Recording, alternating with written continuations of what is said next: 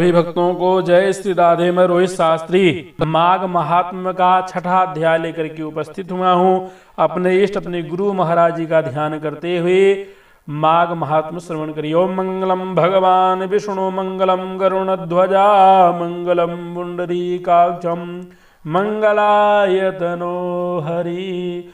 दत्तात्रेय ने कहा, हे राजन, माघ महात्म्य का एक और प्राचीन इतिहास में तुमको सुनाता हूँ। पहले सतयुग में बैसद नगर में कुबेर के समान धनी हिमकुंडल नामक एक वैश्य था। वह कुलीन सत्क्रिय करने वाला ब्राह्मण व देवताओं का पूजन करता था। वह खेती करता और गौ भैंस घोड़ा आदि पशु पालता था तथा क्रय विक्रय व्यापार करता था।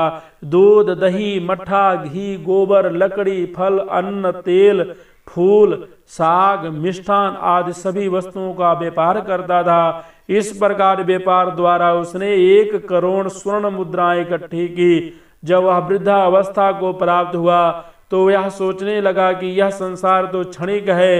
हिमकुंडल ने अपना भविष्य ठीक करने के लिए धन का छठा भाग धर्म कार्य में लगा दिया। उसने अनेक मंदिर एवं शिलाओं का निर्माण कराया, बड़े बड़े तालाब और कुएं बावड़ी खुदवाई, छायादार फल के वृक्ष लगवाए। वह नित्य प्रति अन्नदान करता था। पुराणों में जिन दानों का महत्व बताया है वह उसने सभी किए और इस प्रकार वह अपने शेष जीवन को धर्म कार्यों में व्यतीत करने लगा। उस धर्मात्मा वैश्य ने उसी समय में 2 पुत्र पैदा हुए जिनका नाम उसने कुंडल और विकुंडल रखा।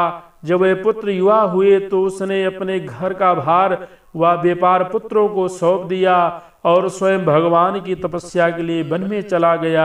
भगवान की आराधना यो तप करता हुआ वह वैश्य अंत में वैकुंठ गया। हे राजन, उसके दोनों पुत्र कुंडल और विकुंडल जब बड़े हुए तो पिता के अपार धन को देखकर अभिमानी हो गए।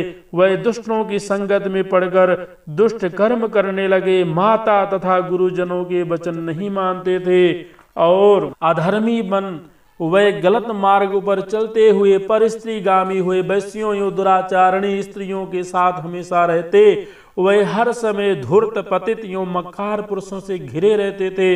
अच्छे कीमती वस्त्र धारण करते, चंदन कस्तूरी आदि का तिलक लगाए, अपना ऐश्वर्य दिखाने के लिए मूल्यवान आभूषणों को धारण करते थे। उनकी सवारी में घोड़े हाथी रथ मौजूद रहते थे।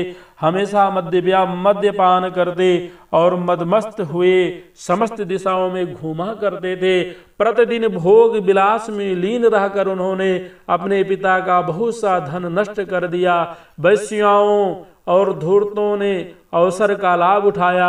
उन्होंने धीरे धीरे उनका सारा धन नष्ट कर दिया। इस प्रकार उनका सारा धन और वैभव नष्ट हो गया तो उनकी आंखें खुली। तब वे दुखी और परम दरिद्री हो गए और भूख से व्याकुल होने लगे। धन के नष्ट हो जाने पर मित्र स्वजन और सेवक उनको छोड़कर चले गए। उनके साथ ही उनकी निंदा करने लगे। जब भूख से व्याकुल हो गए तो वे चोरी करने लगे। कर्जदारों के और राज भय से वह नगर छोड़कर वन में रहने लगे। वहां वह जानवरों का शिकार करके मांस खाने लगे। एक दिन वह पापी किसी पर्वत की ओर चले गए। वहां बड़े भाई को सिंह ने खा डाला। उसी दिन छोटे भाई को वन में सांप ने डस लिया। एक ही दिन उन दोनों की मृत्यु हो गई। तब यमदूत उन दोनों को बांध कर धर्मराज के पास पहुंचे और बोले, हे ये दोनों महान पापी हैं, हम इनको ले आए हैं। जैसी आप आज्ञा दें वैसा ही इनके साथ व्यवहार किया जाए। तब यमदूत ने चित्रगुप्त जी से उन दोनों का लेखा सुना और कहा, एक को महानरक में डाल दो और दूसरे को स्वर्ग में स्थान दो। यमराज की आज्ञा पाते ही दूतों ने कुंडल महानरक में डाल दिया और विकुंडल से मधुर वाणी में कहा, आप स्वर्ग में पधार कर वहां के दिव्य सुखों का उपभोग करो। उन दूतों की बात को सुनकर विकुंडल संशय में रह गया। बोलो शंकर भगवान की जय, बोलो लक्ष्मी नारायण भगवान की जय, बोलो माघ महात्म की जय।